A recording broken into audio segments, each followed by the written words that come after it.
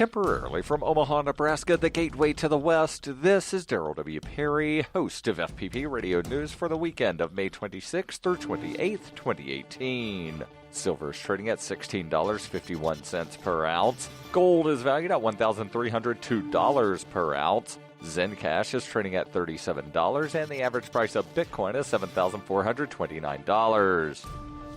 Antiwar.com reports the U.S. Special Inspector General for Afghanistan Reconstruction, SIGAR, issued a new report on Thursday. The report concluded that the 15-year, $5 billion Afghan Stabilization Program has been a failure. SIGAR concluded that the U.S. had unrealistic expectations for the timeline of stabilizing Afghanistan and that many of the programs they attempted actually backfired. The report said that the problem was that they focused on the most dangerous districts in Afghanistan first, where the poor security made it virtually impossible to follow through on building projects. When the U.S. withdrew from those areas, the programs ended outright. Other programs, which were meant to increase Afghan government control, backfired even worse. In giving the corrupt Afghan government control over more districts, they exposed those areas to much greater corruption.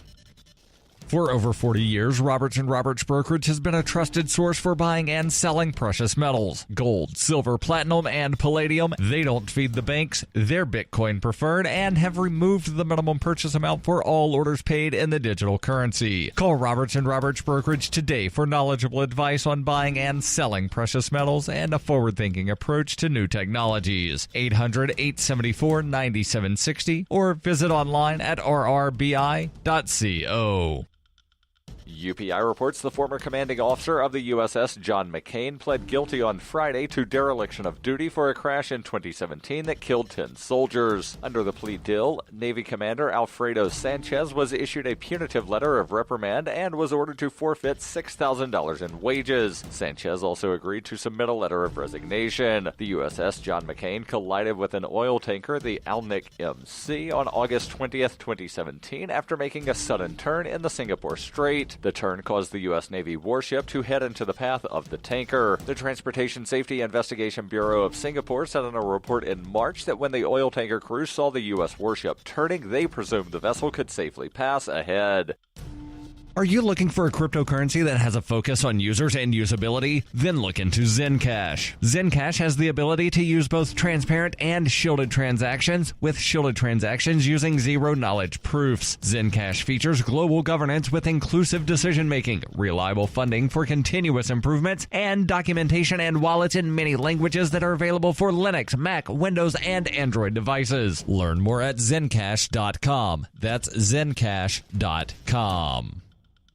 Reuters reports a jury in South Carolina on Friday could not agree on a verdict in a case of a woman whose family said her long-term use of Johnson & Johnson's baby powder led to her death from asbestos-related cancer, which resulted in a mistrial. The case of Bertilla Boyd Bosket, who died of a rare form of cancer in 2017 at the age of 30, is the latest in a series of trials in the United States that center around allegations that the company's talc-based powder contained asbestos. The company said in a statement, "We're disappointed that the jury did not reach a unanimous verdict for Johnson & Johnson," adding the talc in Johnson's baby powder does not contain asbestos, which is supported by more than 50 years of independent, non-litigation-driven scientific evaluations. Asbestos is a known carcinogen linked to mesothelioma, the type of cancer Boyd Bostic had been diagnosed with at the age of 29. After 2 weeks of trial, the jury in Darlington County Court of Common Pleas in South Carolina said it could not decide whether Johnson & Johnson was responsible for the disease. Under South Carolina state law, a jury has to make a unanimous decision. The case also named as a defendant the U.S. unit of talc supplier Imeris, as well as the local unit of the Rite Aid, one of the largest drugstore chains, which allegedly sold the baby powder used by the woman. Johnson & Johnson is battling some 9,000 cases claiming its talc products caused ovarian cancer, but litigants have recently focused on claims based on alleged asbestos contamination. The California jury on Thursday awarded $25.7 million